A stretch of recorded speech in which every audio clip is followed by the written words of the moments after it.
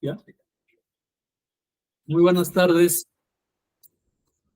Ambulatorio psicoanalítico, ser y hacer psicoanálisis y espacio psicoanalítico AC les da la más cordial bienvenida y externa un agradecimiento por su compañía. Hoy tenemos el segundo conversatorio del ciclo 2023, Psicoanálisis y Sociedad, lo social en psicoanálisis. El tema de este segundo conversatorio es psicoanálisis y adolescencia. Y el expositor, un brillante maestro en psicoanálisis, maestro en historia, Luis Gómez Macías. Para conocer a Luis, pues necesitamos más tiempo, pero puedo decir las características académicas principales que él tiene. Luis Gómez Macías, psicólogo de profesión, adscrito al Departamento de Salud Mental en la Universidad de Guadalajara. Realizó una maestría en estudios psicoanalíticos en esta institución que es Espacio Psicoanalítico. Si mal no recuerdo, su tesis fue sobre regresión y estructuras borderline. Posteriormente, se inscribe en la maestría en Historia de México de la Universidad de Guadalajara. Tuvo una tesis brillante titulada La recepción, inversión y difusión del psicoanálisis en Guadalajara.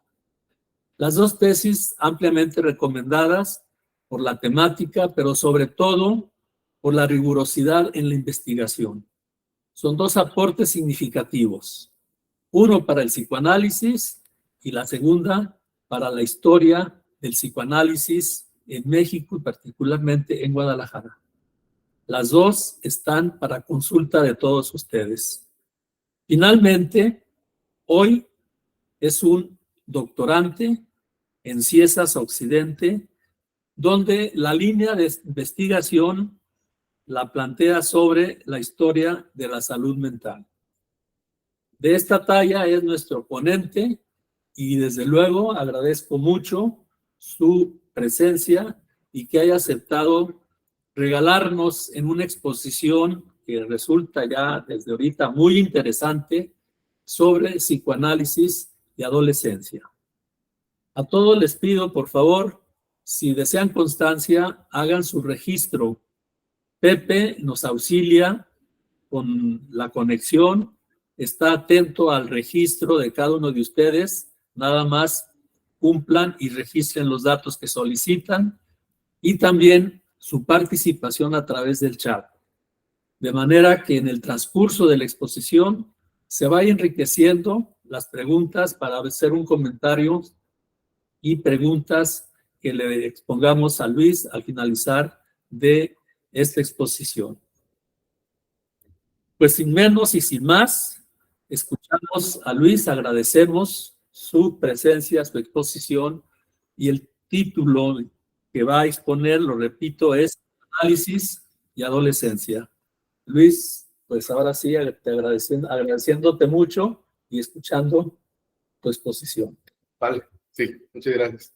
Bueno, pues primero que nada quiero darle las gracias al doctor Hugo Torres por su invitación. El doctor ha sido mi maestro durante ya más de la mitad de mi vida profesional y es para mí siempre un gusto estar cerca de él y cerca de Espacio Psicoanalítico. De igual forma, quiero darle las gracias a todas y a todos los que nos acompañan, tanto de forma virtual como presencial. Y sin más, pues vamos comenzando.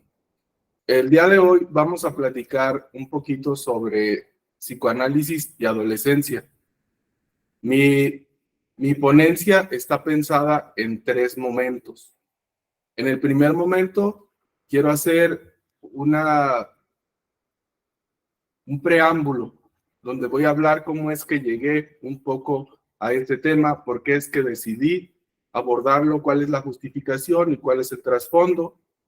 Después pretendo entrar propiamente a la discusión de la adolescencia desde la mirada clínica del psicoanálisis, las continuidades y las rupturas que eso puede sobrellevar, y reflexionarlo a partir de una serie de viñetas clínicas. Que bueno, siendo análisis el método de investigación del inconsciente por excelencia, no podríamos hablar de estas cosas sin pensarlo, obviamente desde la experiencia clínica. Para finalizar, quiero aprovechar este trasfondo de mi formación como historiador del psicoanálisis y de las ciencias de la salud mental para hacer una especie de recuerdo, pues, del tiempo que ha llevado la mirada clínica de la adolescencia desde el psicoanálisis aquí en Guadalajara. Y con eso estaría terminando y dejando paso nuevamente a todos ustedes y al doctor. Entonces, vamos comenzando. Cuando el doctor Hugo Torres me invitó a participar en este conversatorio, vi en su invitación una oportunidad para reflexionar sobre mi trabajo de los últimos 10 años. Durante ese periodo, he trabajado con adolescentes y adolescencias, ya sea como profesor universitario, como asesor de prácticas clínicas o como chismoso profesional, que es la tarea de escuchar y acompañar a las personas cuando emprenden el viaje de construcción, reconstrucción y producción de significados. Esa tarea, a veces ingrata y siempre maravillosa, a la que llamamos psicoanálisis. No sé qué tanto he podido realmente reflexionar, pero tengo esa sensación que me da cuando salgo de la casa con el pendiente de haberme olvidado de algo, solo para la hora de camino acordarme que me olvidé de todo lo importante. Lo que sí sé es que durante estos años me ha tocado ver una y otra vez los procesos que atraviesan los adolescentes desde que entran a la universidad hasta el momento en que egresan con todos los deberes y preocupaciones de volverse adultos de bien, encontrar un trabajo, pagar una renta, conseguir una pareja, formar una familia, etc. Esto no quiere decir que ese es el único camino que toman o que ese es el orden en que lo hacen.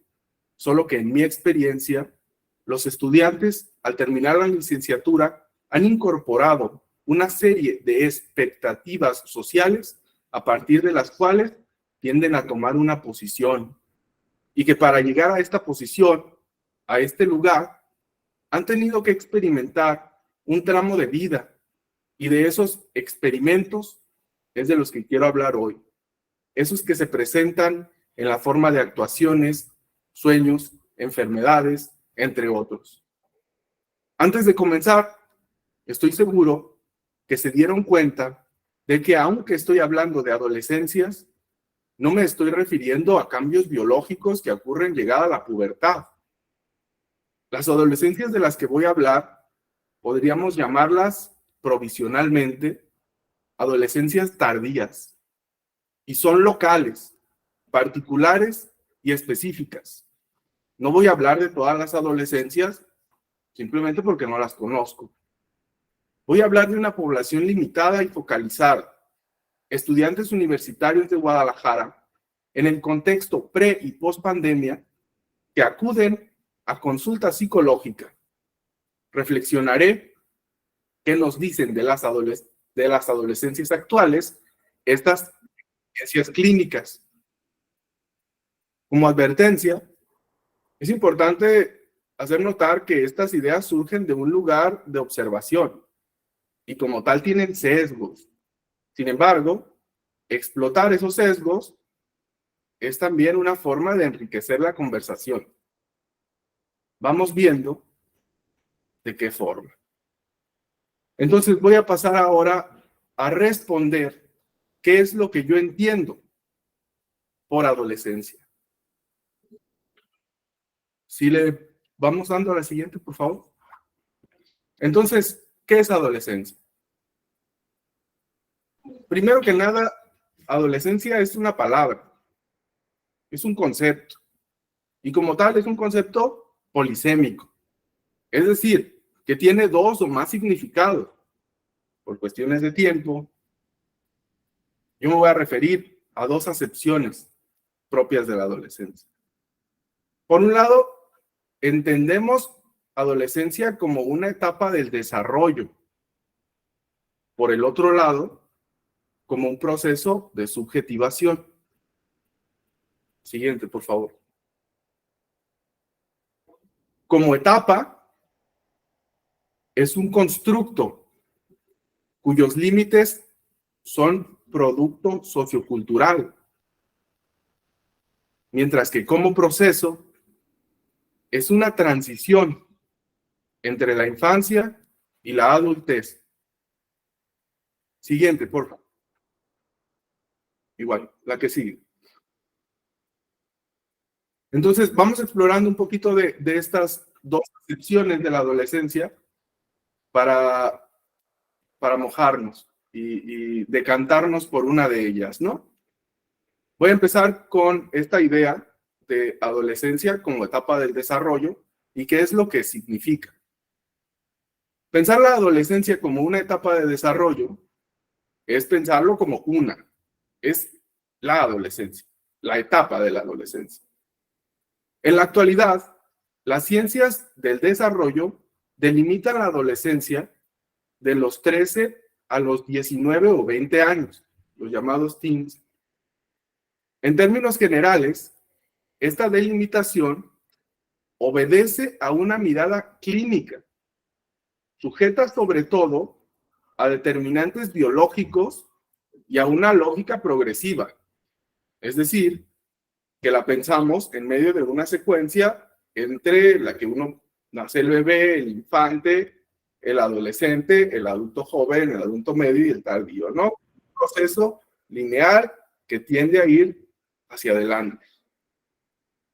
En este sentido, se entiende también a la adolescencia como un periodo de maduración biológica que genera, a su vez, efectos psicológicos.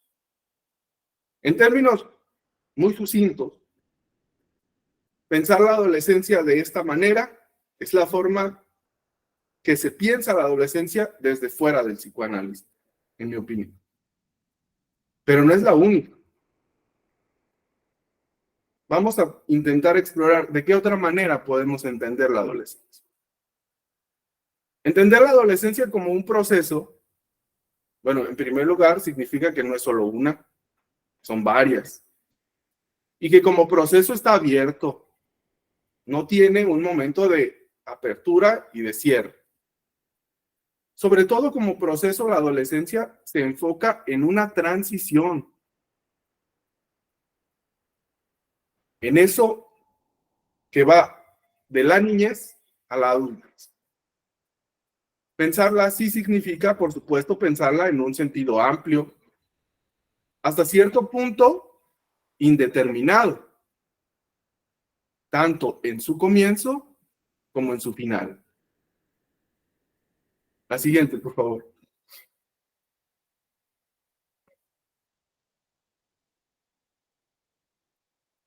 La adolescencia, entonces, como proceso, está centrada en el conflicto, en las satisfacciones de compromiso que se derivan de ese proceso enfocado al conflicto, en el cual converge la progresión y la regresión, donde la expectativa biológica no necesariamente corresponde con la experiencia vivida.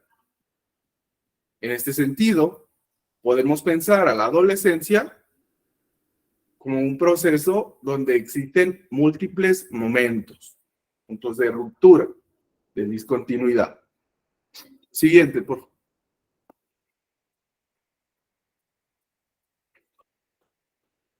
La adolescencia como proceso conlleva además una serie de complicaciones. Le falta una definición precisa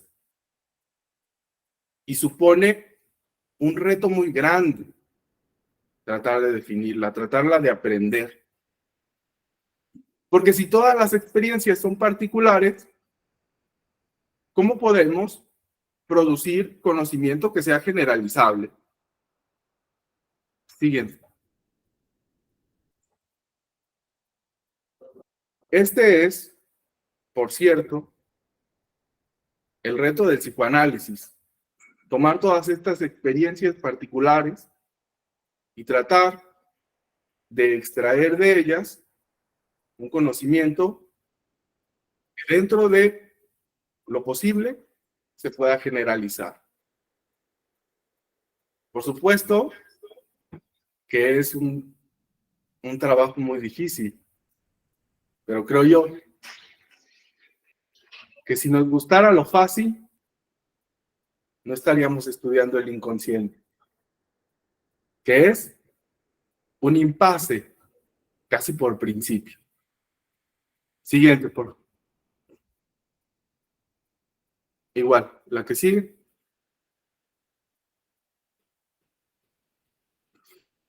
La que sigue.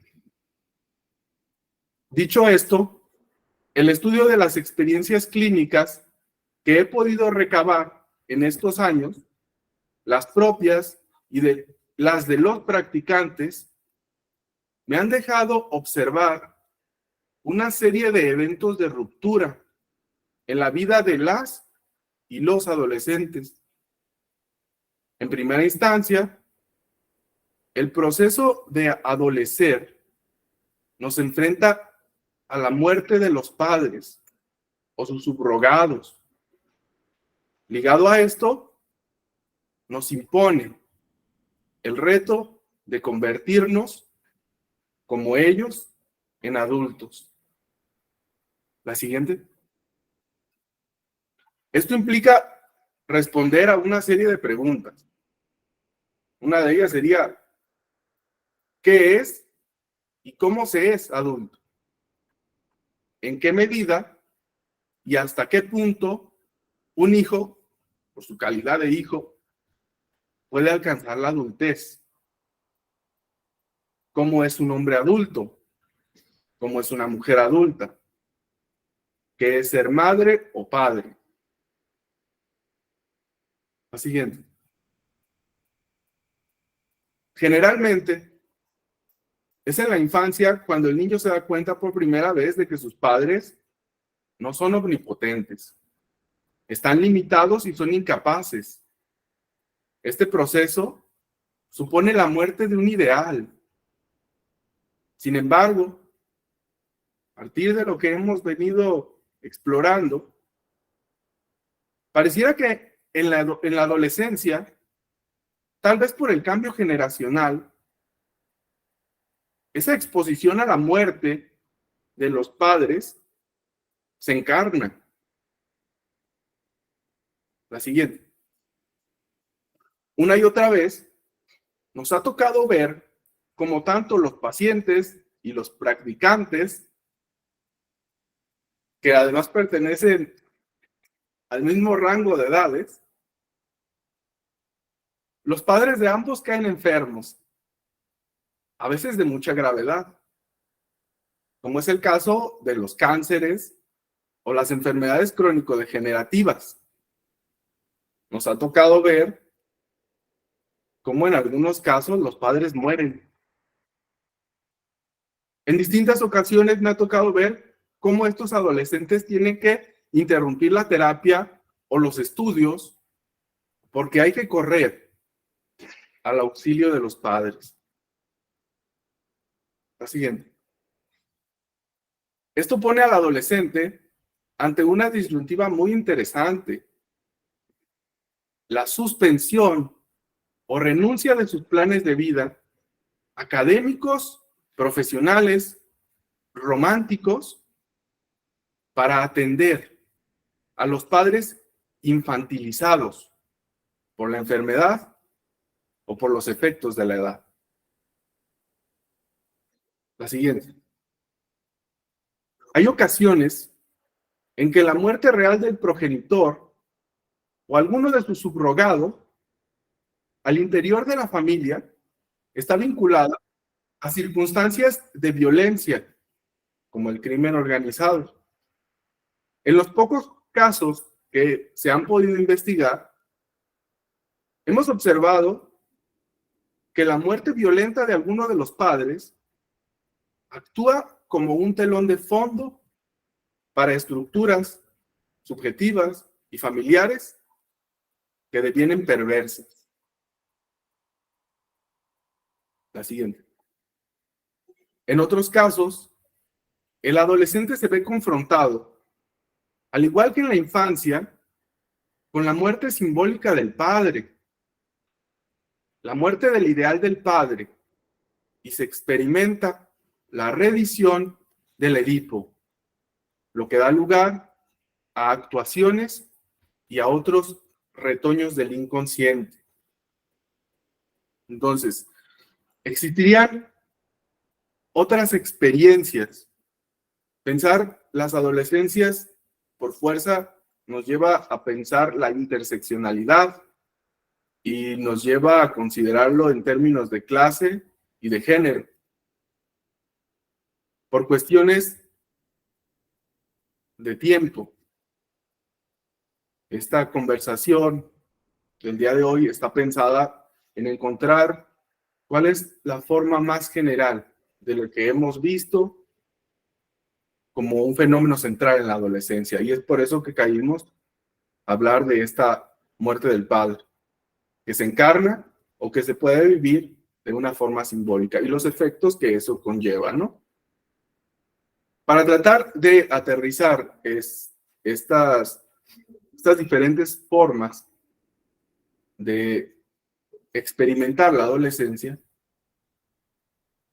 creo que es conveniente hablar de algunas viñetas de casos que se han ido presentando durante los últimos 10 años de trabajo y que por sus particularidades, por lo significativo del tratamiento o por alguna otra razón, se han mantenido, ¿no?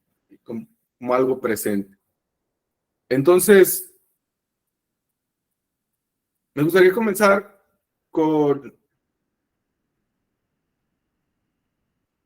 aquello que sucede cuando muere un padre. Hubo hace algunos años una situación en la que los practicantes con los que yo estaba trabajando fueron asignados a sus casos y a uno de ellos le tocó comenzar a ver a un paciente que venía de una familia de las periferias de la ciudad. Su padre había padecido cáncer y se había recuperado. Y el paciente llegaba como motivo de consulta intentando hablar porque recientemente le habían detectado un tumor ahora a la madre. En el desarrollo de las entrevistas preliminares, se comienza a hacer los estudios de la madre y la biopsia resulta que era un tumor maligno. Efectivamente, convirtiendo este tumor, lapsus, ¿no? En una amenaza mucho más profunda de muerte. El tratamiento terapéutico toma un giro, porque entonces automáticamente convierte al terapeuta en un compañero del paciente durante un proceso de experiencia sumamente traumático, desestructurante, no solo para el sujeto, sino para toda la familia.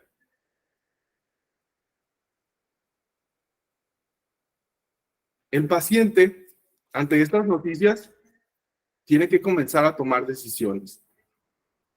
¿Cuál es su rol? ¿Qué es lo que debe de hacer? ¿Realmente está justificado continuar con sus estudios? ¿Uno puede seguir la vida después de eso? ¿O tiene que abandonarla y dedicarse al cuidado de ahora una madre que bien puede morir? Alrededor de todo esto, pues el padre que había atravesado una circunstancia parecida y que conoce los riesgos de una enfermedad como esta, cae en una profunda depresión.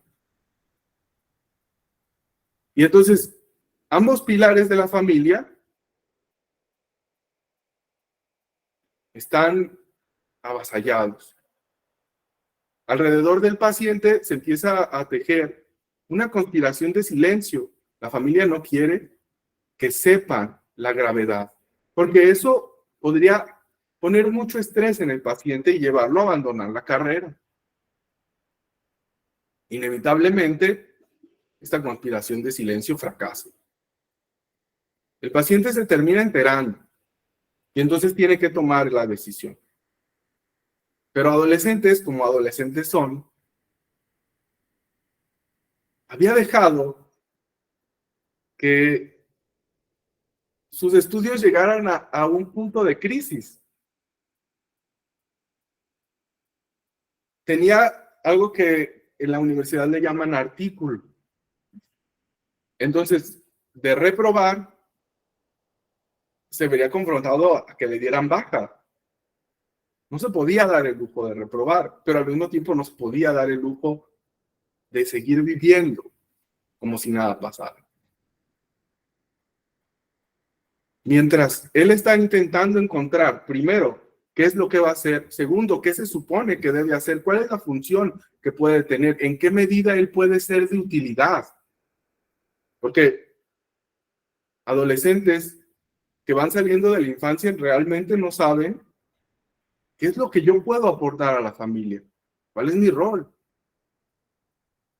Ahora que todo se está viniendo abajo, ¿qué se supone que debo de hacer? Una y otra vez, el paciente se ve confrontado ante la realidad, la inminencia de la muerte. La madre, cada par de semanas, experimenta un deterioro progresivo y tiene que visitar el hospital. A pesar de todo esto,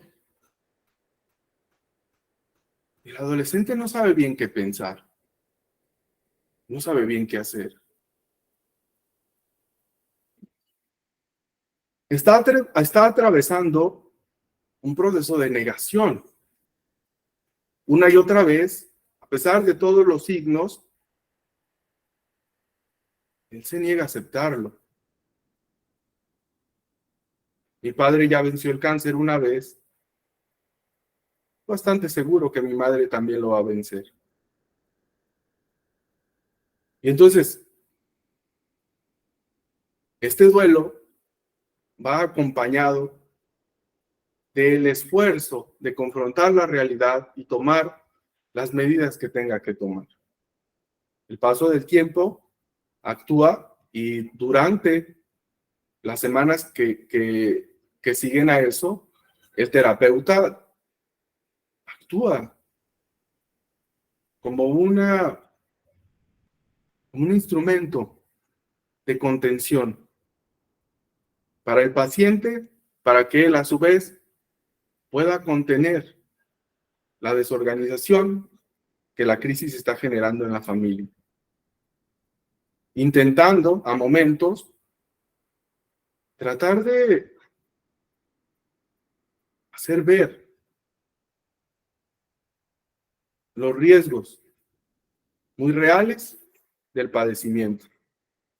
Y entonces todo esto está pasando y durante este curso, en el grupo en el que estamos, a una de las compañeras del terapeuta se le muere su padre. Y a la otra, mamá de una enfermedad crónico-degenerativa, cae en crisis y tiene que correr. Entonces, eso articula una serie de situaciones que a mí yo siempre encontré fascinantes. Porque el terapeuta está atravesando en mayor o menor medida procesos parecidos y en su medio inmediato los está viendo. Y al mismo tiempo está tratando de actuar como un buen terapeuta. Esto tiene un impacto a nivel transferencial y contratransferencial que, bueno, se tiene que identificar y se tiene que tramitar. Pero es un problema bastante difícil, ¿no? Entonces, este es un ejemplo de cómo la muerte aparece de forma muy real para los adolescentes, tanto detrás del escritorio, pensando en psicoterapia psicoanalítica, podemos decir detrás del diván y sobre el diván, como delante del escritorio, ¿no? No siempre es así. La muerte no siempre se encarna de esa manera. Pero hay otras muertes de ideales que los adolescentes tienen que confrontar. Un ejemplo que me viene a la mente es el de un joven que viene de una familia monoparental en la que el padre ha abandonado la familia desde antes de que este joven entrara a la adolescencia. Y entonces ahora, entrado a la adolescencia, él se tiene que preguntar qué es lo que significa ser hombre, sin una imagen a partir de la cual se pueda formar. Él tiene que responder una pregunta para la cual no necesariamente hay una respuesta, no en el medio inmediato. Y a partir de los círculos sociales más externos, a partir de la cultura, a partir de los patrones sociales y las convenciones, pues formar una imagen maniquea a veces de lo que es ser hombre y lo que es la masculinidad. Pero sin el respaldo real generan los afectos, al menos en un caso como este, el adolescente se ve predispuesto, casi que determinado, entre comillas, a claudicar. Hay una situación que a mí me llama mucho la atención. Este adolescente se forja una idea de lo que es un macho, ¿no? Macho de muchas mujeres, muchos hijos. Y entonces busca ser así. Y en una situación termina con una mujer que lleva a la cama para probar a sí mismo y a todos los otros con los que él se espejea, cómo se ha vuelto un ejemplo de la virilidad. Un hombre adulto, como papá. Pero sucede una cosa sumamente interesante. Van a la cama y deciden pasar la noche juntos. Después de tener relaciones sexuales, van a dormir. A medianoche, el adolescente despierta. Está empapado en orina. Mojó la cama y mojó a la pareja. El anhelo, el deseo de convertirse en un hombre, no lo preparan lo suficiente. Y comete el acto fallido de orinar en la cama como un niño pequeño y pedir consuelo a la mujer, que en este momento se convierte en una madre consoladora. ¿Cómo formar una imagen? ¿Cómo formarse como adulto cuando el padre simbólicamente ha muerto? No está, falta. En el caso que refiero hoy, pareciera que con mucho esfuerzo y que uno de todos modos puede fracasar. El inconsciente, la experiencia infantil se manifiesta, haciéndole saber que todavía no, que no está listo. Y bueno, estos son dos ejemplos que yo quería venir a comentar sobre cómo la muerte real y simbólica de los padres es para el adolescente, tanto para el estudiante que está practicando como para el estudiante que busca el servicio de atención, un momento central en el proceso de transición que va del niño al adulto. Y cómo, en el mismo ejemplo de mojar la cama, el conflicto a veces se resuelve por la vía del acto y la vía de la regresión. Así como este ejemplo, hay otros. Volverse un adulto significa a veces volverse padre o madre. Y entonces el acto fallido significa el embarazo involuntario.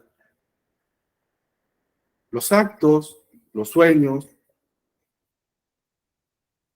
los lapsus, los síntomas y las enfermedades en el adolescente pareciera que buscan dar cuenta de esa historia, de esa transición. Y bueno, con esto yo cierro esta segunda parte de la presentación. Doy paso a los comentarios del doctor y si me da oportunidad, al final quiero volver a algo que titulé efemérides psicoanalíticas. Entonces, bueno, doc. Bueno, pues yo no quisiera interrumpirte.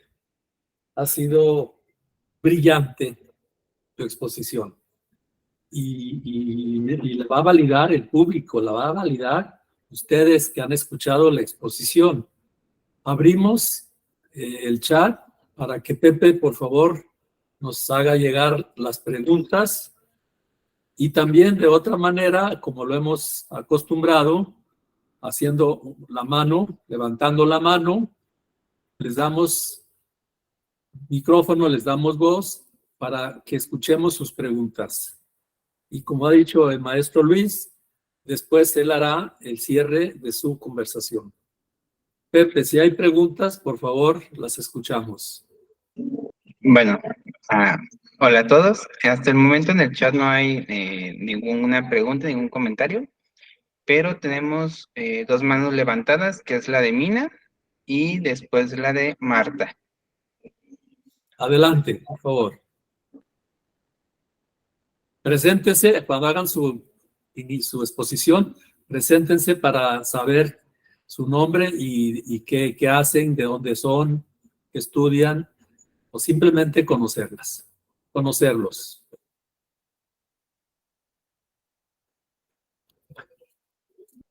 Sí, Pepe, dale la voz, por favor. Bueno, parece que Mina decidió que de momento, ¿no? Entonces, ¿o sí? Ya, Sí, perdón, lo que pasa, no quería interrumpir. Lo que pasa es que levanté la mano desde el inicio cuando mencionaban del registro. Por eso ahorita la bajé y dije, no quiero interrumpir, ya mejor posteriormente pregunto lo del registro para lo de la constancia. Bien, Nina, se te dará la información. Muchas gracias. La segunda manita que estaba levantada. Marta. Hola, buenas noches a todos. Marta, buenas noches. Buenas noches. Bueno, yo soy de Guadalajara, estudiante de psicología, ya estoy casi a punto de salir. Escritora también. Y antes que nada, pues gracias por la presentación, me gustó mucho. Es como un poco más profunda porque realmente en la carrera, pues vemos todos los modelos teóricos, ¿no? Pero se ven demasiado rápido. No entramos tan a detalle y tan en profundidad. A mí me gustaría preguntarle al exponente algunas diferencias o características entre el duelo en adolescentes y en adultos, porque, por ejemplo, hablabas de como la regresión a la infancia del adolescente en algunas situaciones de crisis, ¿no? O que lo llegan a ay, se me fue la palabra. Bueno, le quitan inestabilidad. Pero ya hablando en temas personales, pues me tocó hace menos de 3 meses que mi papá muriera. Y ya soy una adulta, tengo 35 años. Y aún así, pues sí, se me movió el mundo entero. Y siento que atravesé justamente las etapas que mencionas y las características que mencionas, y pues no soy adolescente. Pero sí llegué, o sea, literalmente me sentí como la niña asustada de 5 años en algún momento de mi duelo, ¿no? Entonces sí me interesaría saber cuáles son las diferencias entre el adolescente y el adulto, o las que sean como más simbólicas. Marta, pues esa pregunta es valiosísima e interesante. Y Luis, escuchamos. Bueno, pues acá tú hablas de tu propia experiencia. ¿Quién más para contarnos lo que es que tú no? Pero digo, esa sería una forma.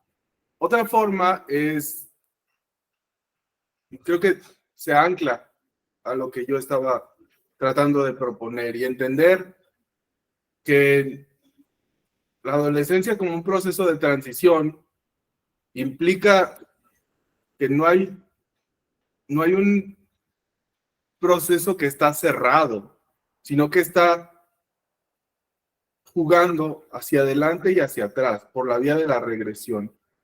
El inconsciente es infantil.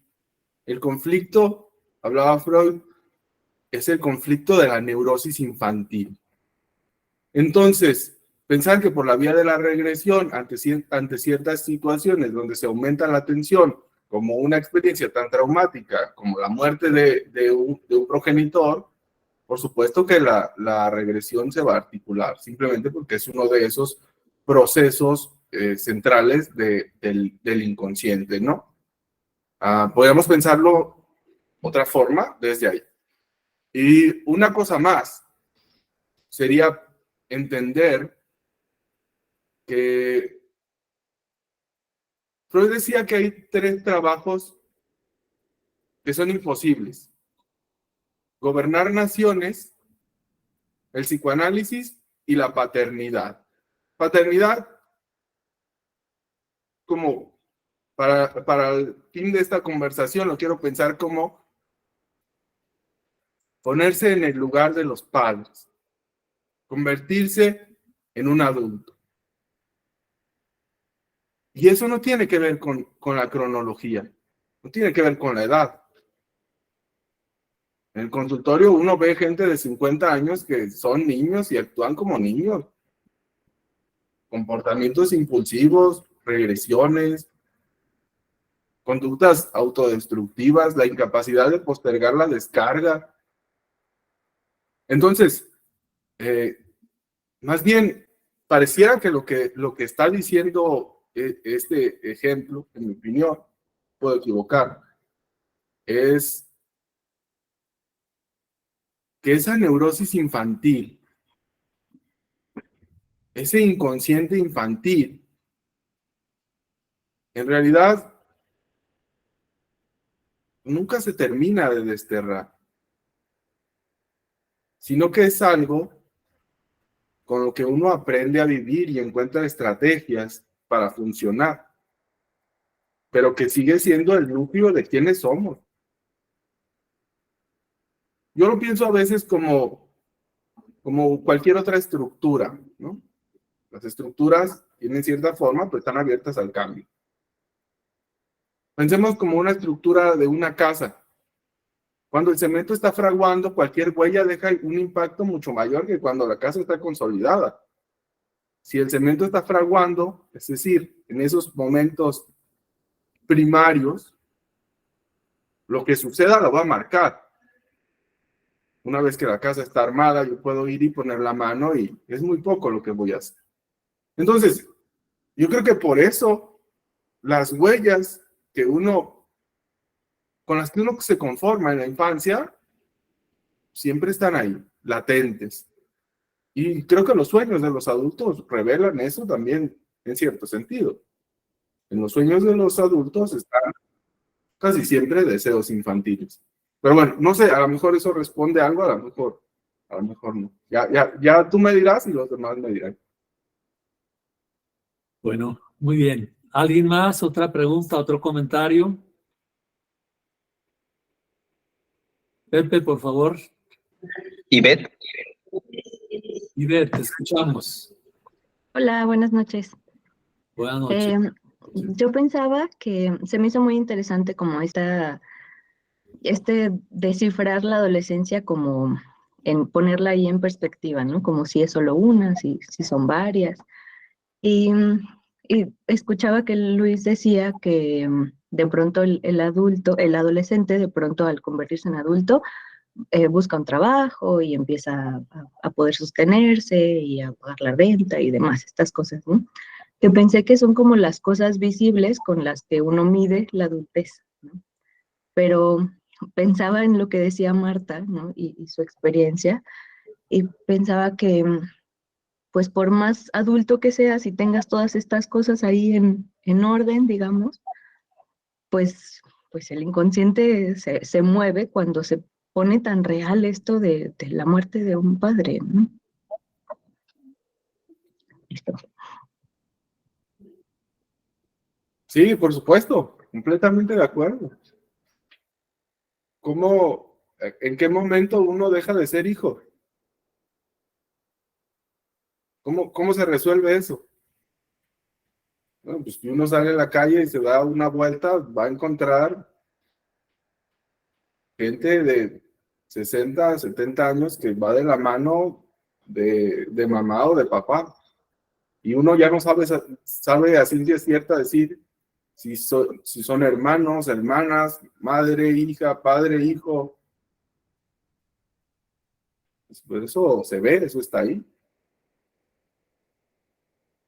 Bien, esto me permite hacer una invitación a que vivan un psicoanálisis.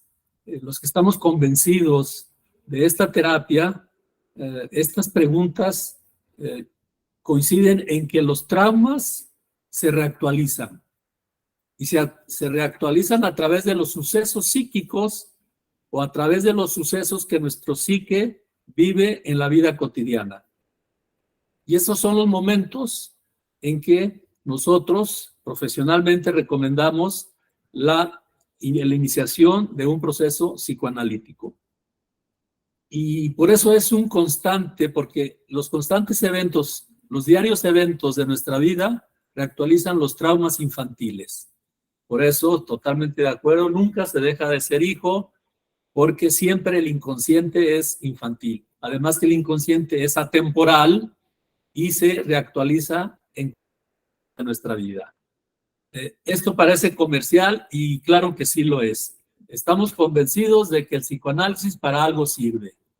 Y bueno, ahí está este comentario. ¿Hay más preguntas? Bueno, Marta de nuevo. Y aquí en el chat nos dice Leticia Carolina. Es justo lo que pienso muchas veces en aquella pregunta de ¿cuándo se deja realmente de ser adolescente? Y pues también paso la palabra a Marta. Ya creo que es la última, pero es que tocaste un tema cuando hablamos del tema de la infancia y de las huellas, las marcas que quedan. Y algo que también he visto últimamente muy como en auge, por así decirlo, son las neurociencias y que hablan justamente de la neuroplasticidad, que, bueno, ellos defienden que toda conducta es modificable porque el cerebro tiene neuroplasticidad y puede modificar, pues, recuerdos, pensamientos y todo esto. Entonces, me gustaría la opinión al respecto porque, pues, repito, yo soy de psicología en general, no tengo como las características del psicoanálisis en este ámbito. Y también en neurociencias hemos visto que, bueno, el adolescente es adolescente porque todavía no está la parte prefrontal del cerebro completamente desarrollada, lo que hace que el adolescente actúe con la amígdala, que sabemos que es la que actúa por instinto, es como nuestro cerebro reptiliano que nos hace reaccionar, no pensar en las consecuencias. Y ya una vez que se desarrolla por completo la parte prefrontal del cerebro, es cuando la persona ya piensa un poquito más, razona, por así, nos volvemos civilizados de alguna manera. Entonces me gustaría su opinión al respecto sobre estos aspectos.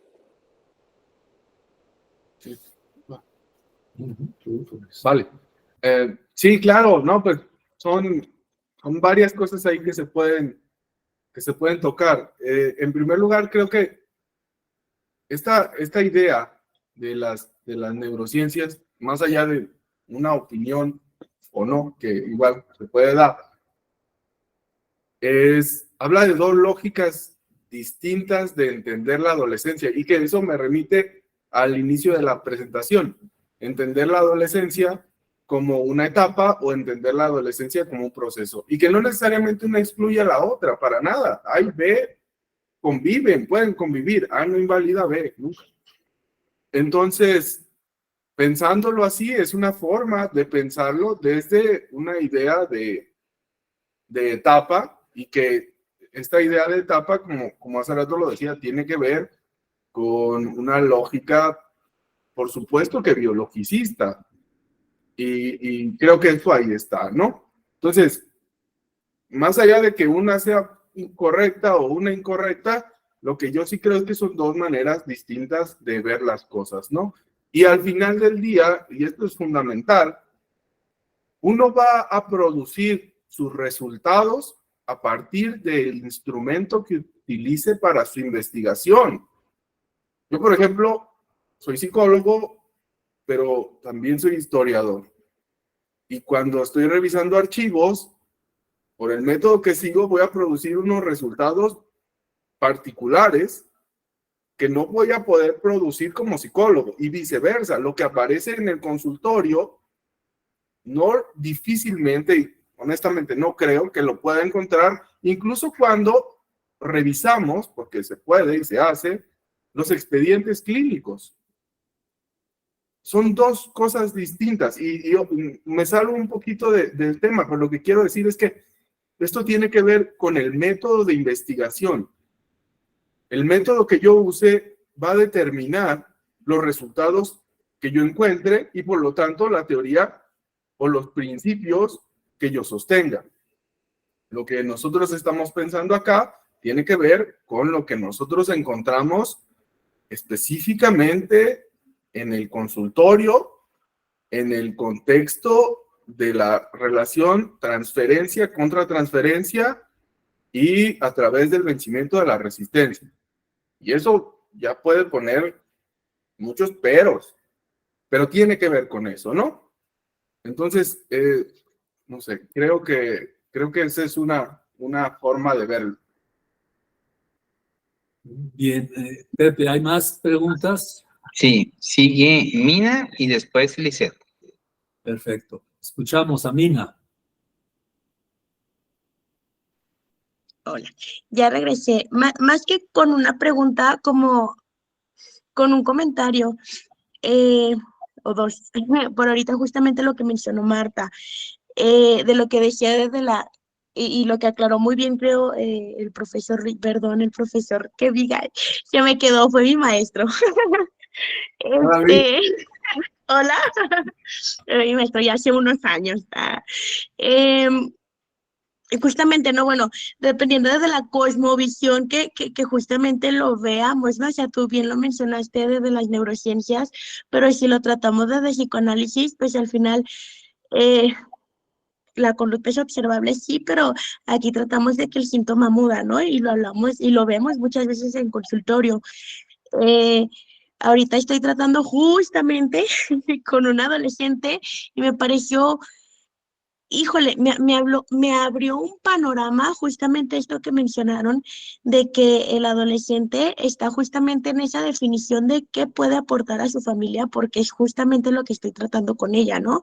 Se está poniendo su saco nuevo, está dejando, porque obviamente está dejando de pensar de niño, de niño, perdón, de infante, pues, está teniendo otros deseos, está teniendo otras visiones y se está colocando este saco que muchas veces le queda muy grande y otras veces lo siente como si le quedara súper pequeño y apretado, ¿no? Y desde ahí, bueno, sus vivencias, sus latencias y todo.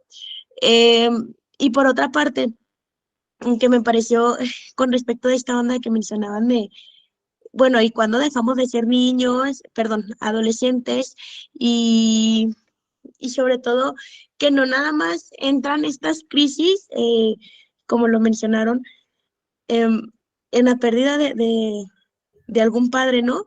Hace poquito, no tan poquito, ya mi nena acaba de cumplir casi los 3 años, pero cuando nació, yo entré en una depresión postparto que vino a mover muchísimas cosas y que te das cuenta, y justamente empezaron con conductas así, ¿no? Y empiezas a ver y a encontrar muchos síntomas y encontrar muchos traumas que pensaste tú tener trabajados y ¡zas! O sea, te encuentras con cosas que dices, órale, ¿esto desde cuándo venía? Que ni siquiera los tenías ni identificados ni canalizados y obviamente menos trabajados que nunca, ¿no? O sea, si apenas te los vienes a encontrar de esa forma, dices, wow, y volvemos, viene justamente desde que pasas en esta etapa, a lo mejor, pues no muy abrupta, pero sí vienes de ser hija de familia, te encuentras con el papel de padre de golpe, dices, me tengo que encargar ahora de otro ser, ¿no? Órale, ¿y esto cómo? Y digo, no sé, a lo mejor más de algunos son padres aquí, ¿no? Pero sí te viene a abrir muchísimas cosas que no es fácil, que no es sencillo, que sí, fui justamente, eh, pues lo típico, ¿no? O sea, lo primero a lo que te mandan es, ahorita no sé si muy reciente o no, pero pues, lo primero es de urgencia, es psiquiatra para atender bueno, hablo desde mi experiencia personal, como para hacer más estudios, resultó que eran cosas hormonales, lo voy a poner entre comillas porque a mí que me encanta el psicoanálisis, obviamente pongo entre comillas que sí puede haber algo, ¿cómo se puede decir? Orgánico, por así decirlo, pero pues sabemos que también hay un fondo inconsciente, ¿no? O sea, sabemos que hay ahí eh,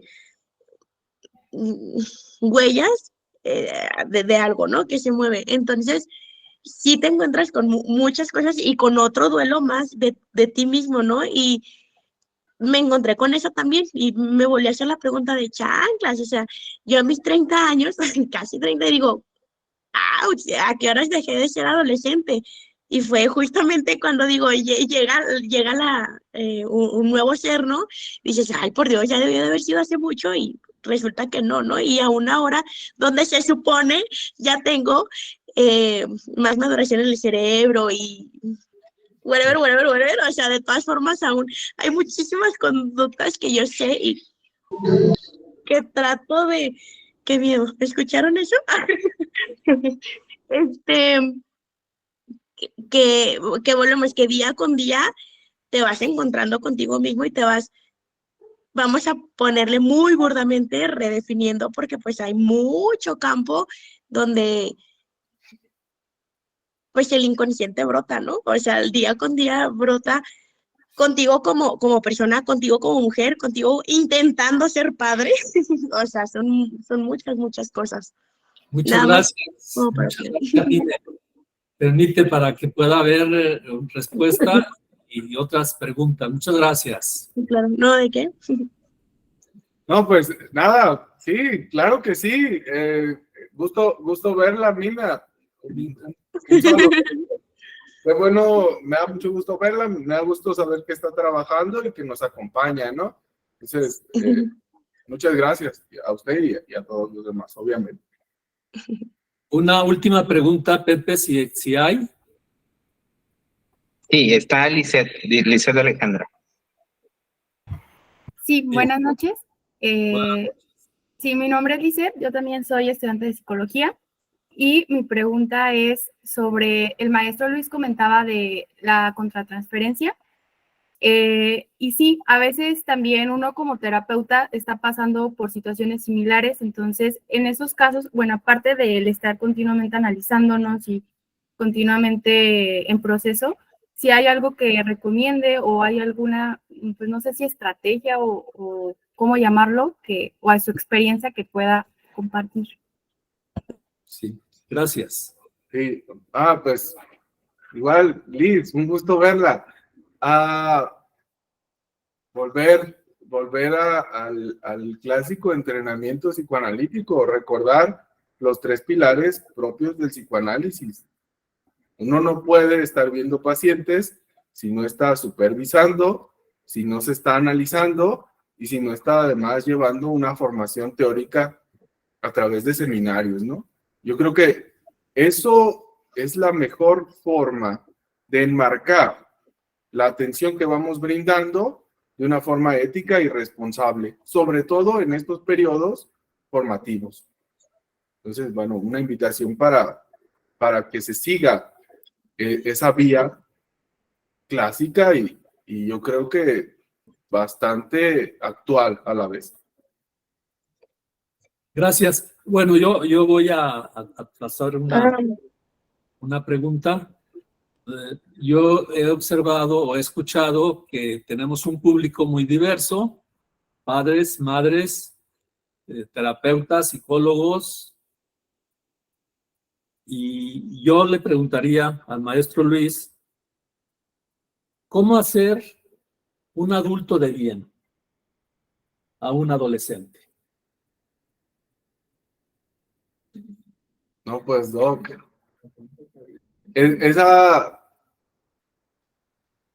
Yo creo que esa ha sido la pregunta que ha partido escuelas psicoanalíticas, ¿no? Entre la posibilidad de intervenir o no, o analizar, de si se puede o no hacer una especie de profilaxis. Voy a irme un poquito por la tangente, porque no puedo a ciencia cierta dar una respuesta, ¿no? Pues mediante la sublimación de las experiencias traumáticas que inevitablemente atravesamos en esa transición, ¿no? Y tal vez una respuesta un poco más amable para con el niño, pues mediante la empatía y el amor que le podamos proporcionar. Pero bueno, creo que eso se puede. No. Bueno, pues ahí está el encargo. Padres de familia, terapeutas, estudiantes, psicólogos, que yo también comparto. Ahora vamos a escuchar la tercera parte que nos prometió y que estamos muy atentos. Maestro, por favor. Sí, si nos hacen favor de poner la presentación, una cosa súper rapidita.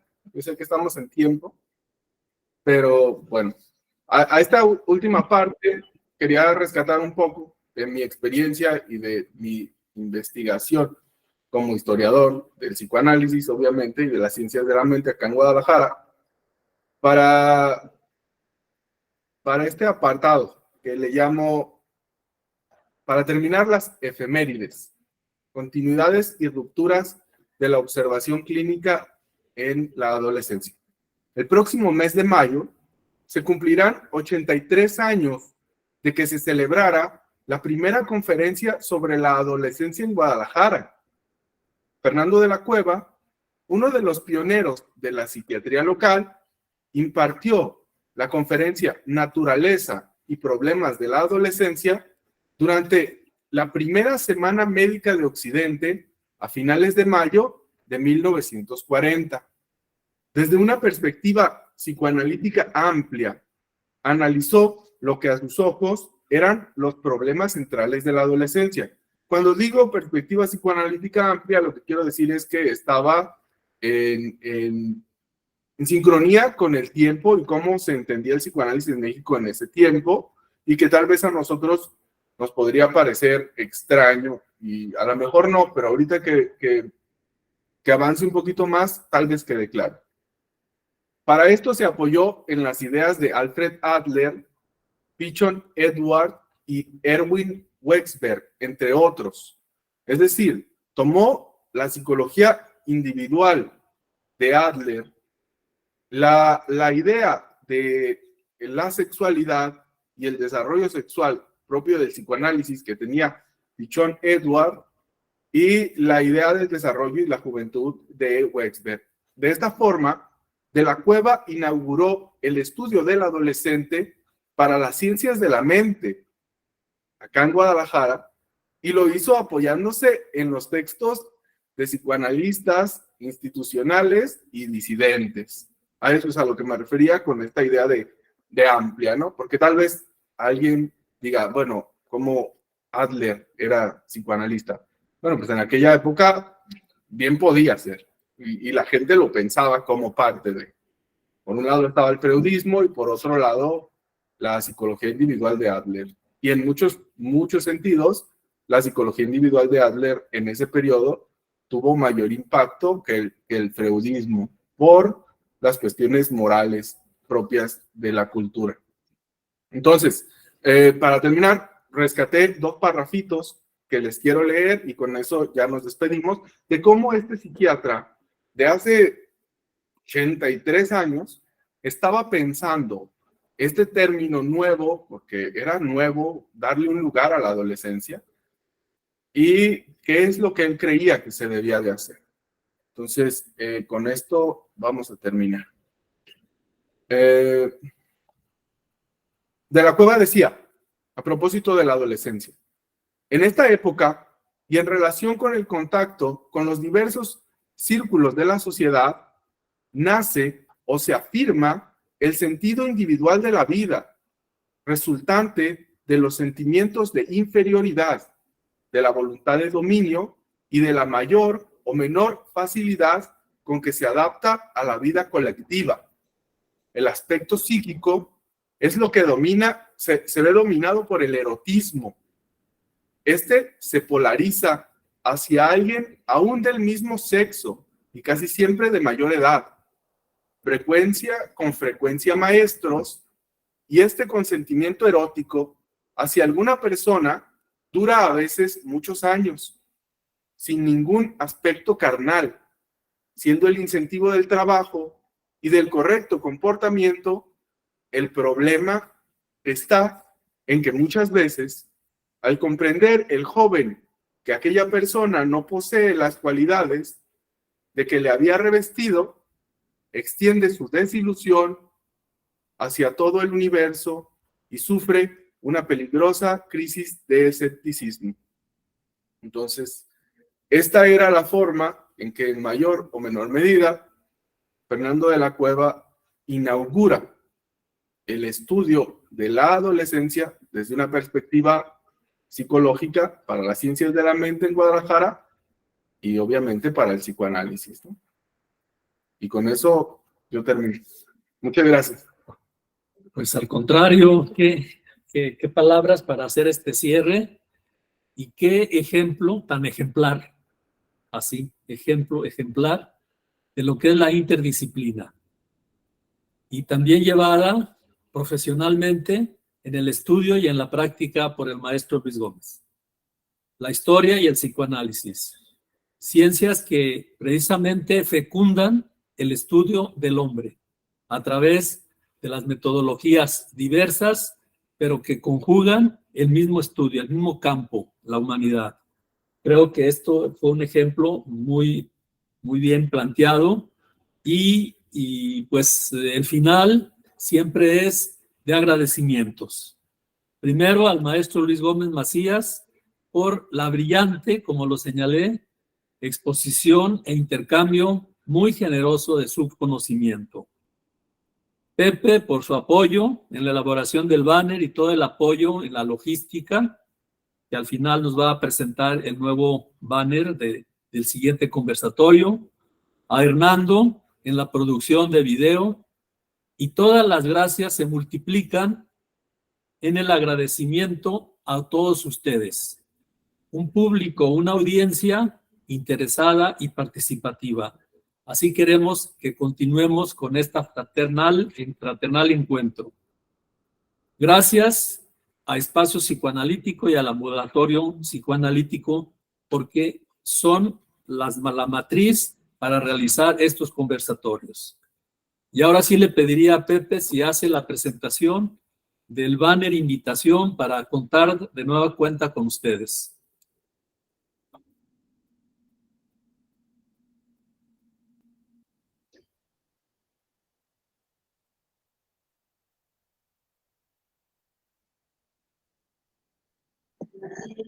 Voy, maestro. Algo ocurre que no me está permitiendo abrir el banner.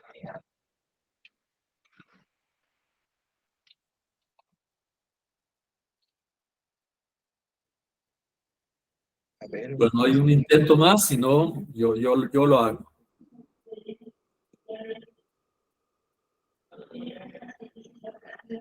No. A ver. Nada más, denme un minuto.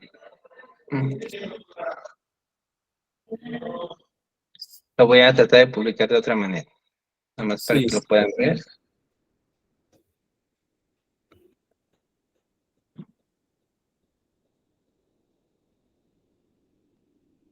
Va a quedar un poquito más chiquito, pero sí se va a ver.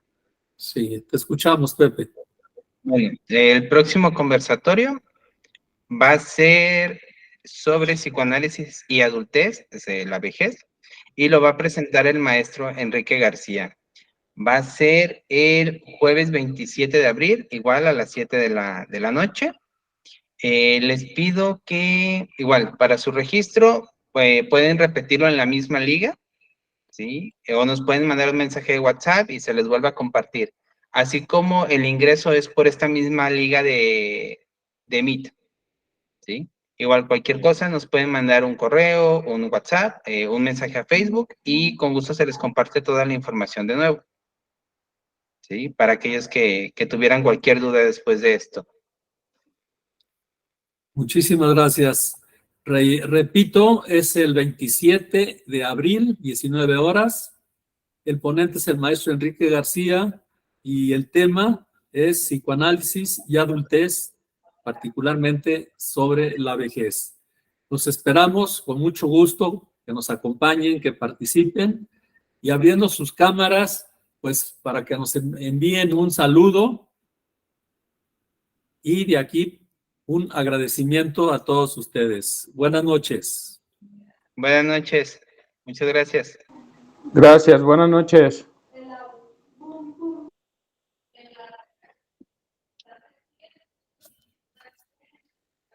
¿Ya?